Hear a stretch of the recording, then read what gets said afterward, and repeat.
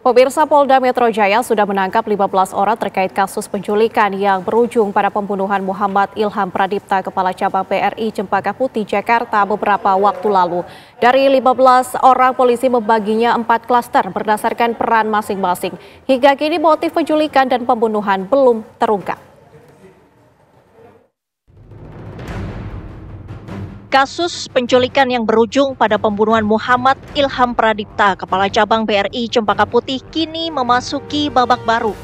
Polda Metro Jaya sudah menangkap 15 orang, 9 pelaku ditangkap Subdit Jatanras, sementara 6 pelaku lainnya diamankan Subdit Resmob. Untuk mendalami kasus ini, polisi membagi penyidikan 15 tersangka ke dalam 4 klaster. Klaster pertama yaitu aktor intelektual yang menyusun rencana dan memerintahkan. Diduga ada 4 pelaku yaitu DH, YJ, C, dan AA. Klaster kedua yaitu yang memantau gerak-gerik korban. Selanjutnya klaster ketiga yang bertugas menculik korban. Terduga pelaku berinisial AT, RS, RAH, dan RW. Yang terakhir klaster keempat yaitu eksekutor yang melakukan penganiayaan korban hingga meninggal dunia dan membuang korban. Belakangan, polisi pun telah menetapkan 1 di antara 15 orang yang telah diamankan adalah otak dari pembunuhan Muhammad Ilham Pradipta. Namun hingga kini polisi belum mengungkapkan kepada publik siapa dalang dari pembunuhan tersebut. Polisi juga masih menyelidiki motif penculikan dan pembunuhan terhadap Muhammad Ilham.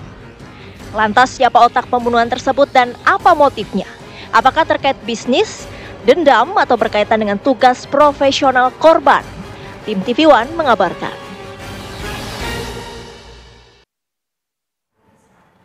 Lantas apa sebenarnya motif dari penculikan yang berujung pembunuhan Kepala Cabang BRI Cempaka Putih Muhammad Ilham Pradipta? Kita akan membahasnya bersama psikolog forensik Cassandra Putranto. Selamat sore, Mbak Cassandra.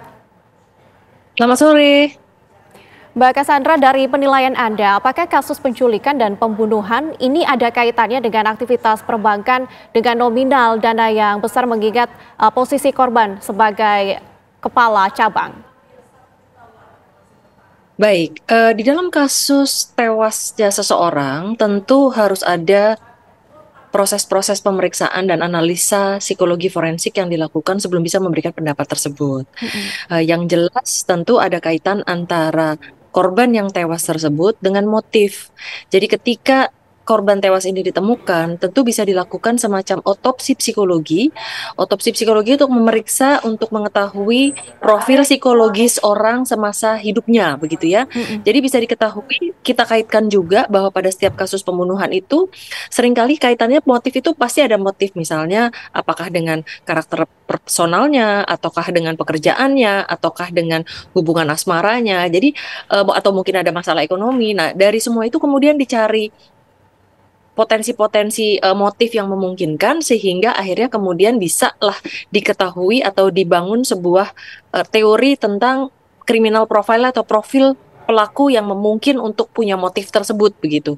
Jadi kembali lagi di dalam kasus ini alasannya mengapa kepolisian saya yakin sudah bisa menentukan ada 4 klaster dari pelaku ini, dari 15 yang ditangkap itu berarti memang ada peran yang berbeda yang tentu saja menjadi alasan dari tindakan mulai dari menyusun rencana, kemudian ada yang bertugas untuk mengintai, kemudian ada yang memang menculik sampai akhirnya melakukan eksekusi sampai berakibat kepada tewasnya korban.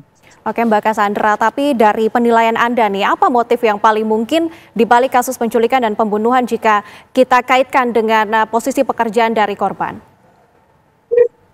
Baik, jadi sekali lagi kan memang harus selalu diadakan pemeriksaan yang secara hati-hati ya. Jadi saya sendiri tidak bisa memberikan jawaban yang melompat begitu tanpa adanya pemeriksaan.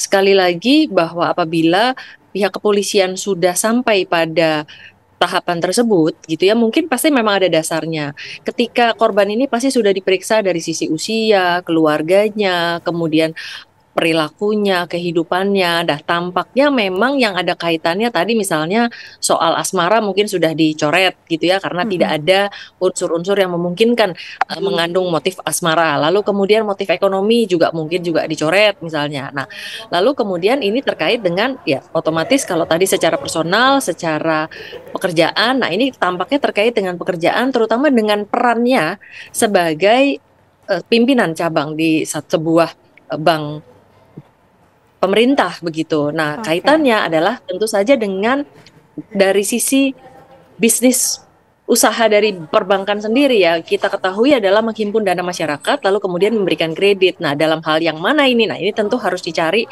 lebih dalam lagi dan tentu saja harus ada bukti-bukti yang menguatkan semua dugaan-dugaan tersebut. Oke, Mbak Cassandra, ini polisi memang sejauh ini belum merilis motif resmi, tapi ada dugaan yang beredar bahwa ini berkaitan dengan fraud. Bagaimana motif finansial atau bisnis ini bisa mendorong seseorang merencanakan kejahatan yang ekstrim seperti ini? Ya, tadi kan saya juga sebutkan bahwa motif itu kan tadi asmara, ekonomi, dendam. Nah, kemudian berarti ada yang berikutnya yang terakhir ini adalah bahwa ternyata ada kemungkinan adalah sebuah kejahatan yang tidak ingin diketahui misalnya. Jadi terkait dengan fraud.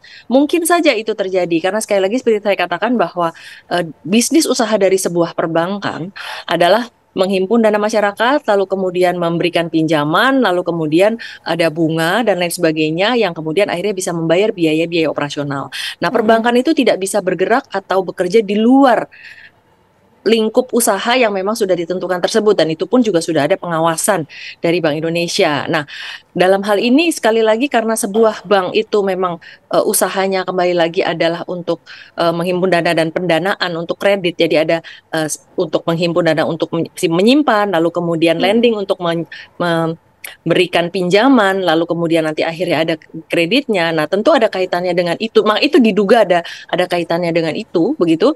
Nah, Mm-mm. persoalannya adalah ketika ada orang-orang yang mungkin ketika ada situasi yang mungkin akan membuat sulit apabila ternyata yang bersangkutan ini tidak bekerja sama begitu.